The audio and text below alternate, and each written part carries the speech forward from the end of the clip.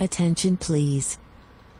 This uploading is only for educational purpose. No intention to infringe copyrights. Learning English with subtitles. GPITRAL. Follow us.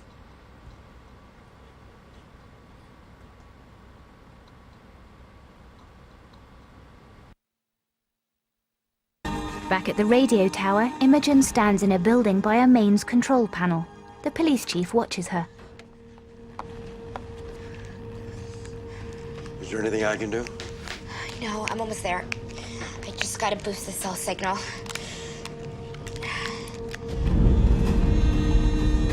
Up in space, the underside of the mass glows brighter. Cut to the control room where the general stands with his arms crossed. San Diego and LA both have visuals. And now Seattle, that's 3. Start triangulating. Sent vectors? Coming through. Forgot to shut the windows. They pause looking around them, a man clearing a pile of papers revealing a phone. Brasser, It's Imogen. Are you tracking Cassandra? we're about to launch. We have her on visual. No, she's past the event horizon. The fallout. Will probably kill a lot of us. I'm sorry, Miss O'Neill. She lets the phone lower. What is it? It's too late. We're all gonna die. As the chief looks away, Imogen stares at a desk fan, a hanging wire blowing in its airflow. She suddenly looks down. Miss O'Neill, we launched. How much firepower do you have? Well, hopefully enough. China and Russia are launching with us. Okay, I need your real-time descent vector. What's the point? Just give it to me, okay? I have an idea.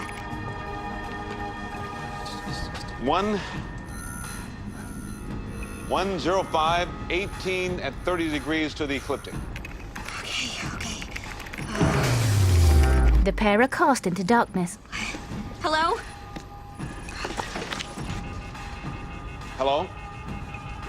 Hello, Miss O'Neill? Hello, Miss O'Neill? Sir, we really should launch. Start the launch sequence. Yes, sir. As debris streaks overhead, Jack and Jenny pull up outside the radio tower building. Jack scans the perimeter with his eyes, seeing the police patrol car parked to the side.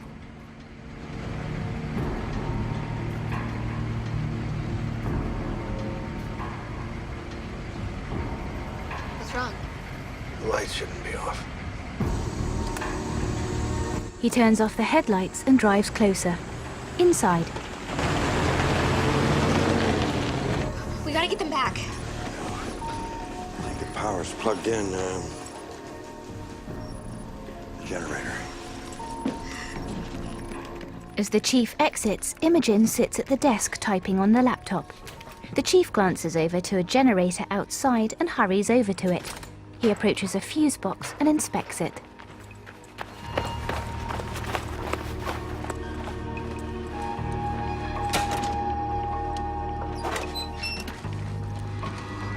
Gonna need a fuse for that. The chief turns around slowly to see Calvin holding a fuse and smiling. The chief draws his gun. The bullet penetrates the chief's left breast pocket. He looks up from the ground at Calvin, who reveals a bulletproof vest beneath his shirt. I thought this would come in handy. Calvin aims at the chief's head. No! Jack tackles him into a fence.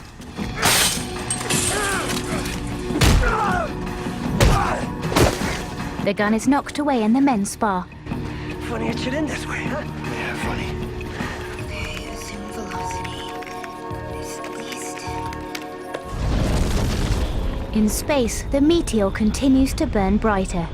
Scene changes to the woman placing an oxygen mask over the injured boy's face as the fireman watches. It's gonna be okay. You did it, man. You did it. The older boy extends a hand towards the blonde boy and he shakes it. They all turn to the sky, the mass's outline visible as it burns through the Earth's atmosphere.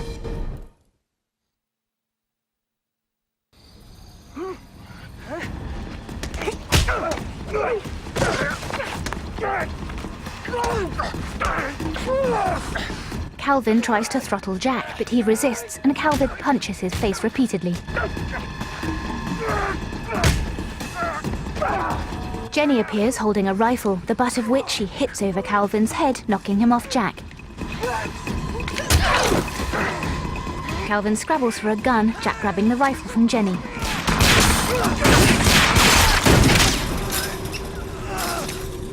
The chief fires from the ground, followed by Jack, and Calvin slumps down to the floor.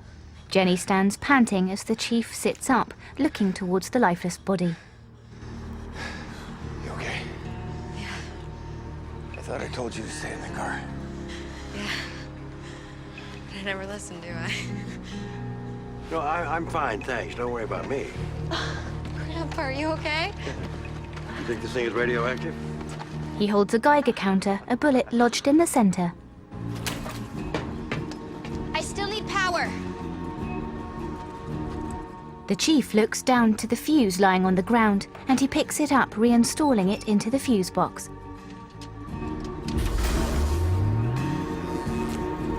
Imogen looks up to the sky to see the enormous meteor's mass burning through the atmosphere. She hurries back inside. 6, 5, 4, 3, 2, 1. The general nods. Launch. Repeat. Launch. Weapons are red and free. Go. Multiple balls of flame shoot up into the sky. On the ground, the firemen and families stare up at the emerging meteor. Mom, are we gonna die? No. Look, whatever happens, we're all together. Russ kisses the woman's head. The meteor burns bright, a slipstream of blue light beneath it. 90 seconds till impact. It's been an honor to serve with you. All of you. Brasser, I'm sorry we've launched. How long till impact? Just over a minute. You can reprogram on the go. Put me on the box, new coordinates. What's the point? Because I figured it out, no fallout. Impossible. Okay, well, I can explain it to you, or we could save the planet, okay? So it's your choice. Go, new coordinates, reset on the fly. Okay, new target. 502 46, 18 degrees, 2 seconds below midpoint. Got it. New coordinates. 502, 46, 18 degrees, 2 seconds below midpoint. Okay, now set all missiles to self-destruct on impact. That's ridiculous. General, do you want to die today? Timeline projections. Sir, the woman's a genius. 40 seconds to impact. Do it. Set all missiles to detonate on impact. The general closes his eyes and puts a fist to his mouth. Scene changes to a missile hurtling towards the huge meteor's mass in space. Tens of other missiles arc towards the meteor's approaching end. 5 seconds to impact. 4, 3, 2, 1. White light floods the screen. The families shield and avert their eyes as a burst of orange light radiates out in the sky. An aerial view shows a ripple spread across the Earth's surface. Please, please. The orange light recedes in the sky. Birds are blown. Detonation complete. All right, here we Fallout. go. Got unexpended ordnance. We- Spin it up, boys. Let's go. What? We missed, sir. All ground units report still seeing the asteroid. Lieutenant, you said she was a genius. Why did I listen to that girl? Because we're still alive, sir. Let's go, Sarge. The lieutenant smiles, the general looking to her. Down on the ground, the firemen and boys look to the darkened meteor in the sky. What's happening? No. All I know is that we're still alive. I think it's getting smaller. Scene changes to the meteor floating back out in space, the underside of it glowing slightly. Back in the control room, the lieutenant stands facing the general. She wasn't trying to hit the asteroid. Imogen gave us coordinates to deflect her. The missile explosion acted as a shield, a bumper. And it worked? All stations report. The asteroid changed trajectory. It's heading out of the atmosphere.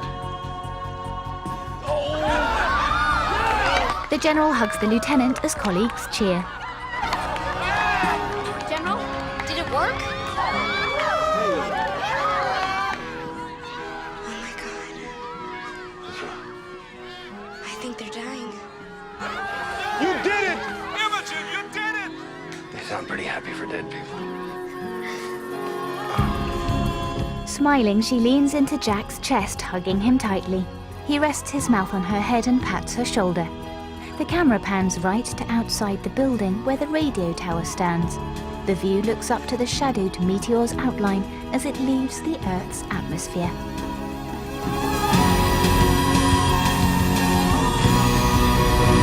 Screen fades to black. White font reads, 3 months later. The police chief, Jack and Imogen sit at a table on a porch with Russ and his wife. Excuse me. Oh, wow. Oh my goodness, that is beautiful. I want to say something. I'd like to propose a toast, first of all, to our gracious host for providing us with this wonderful meal. Yeah, it's the least we could do. And I would also like to say a special thanks to you, Imogen, for your courage. Without you, none of us would be here. Thank you. Thank you. They sip red wine, Imogen's eyes fixed down at the table. Please excuse me. Jack cranes his head, watching as she hurries around the corner of a porch. He excuses himself and follows her. He finds her staring up at the sky. Hey. Hey. You okay? Yeah. I mean, it's still so raw. You know, it'll take time, but things will get back to normal. Until next time. What do you mean next time?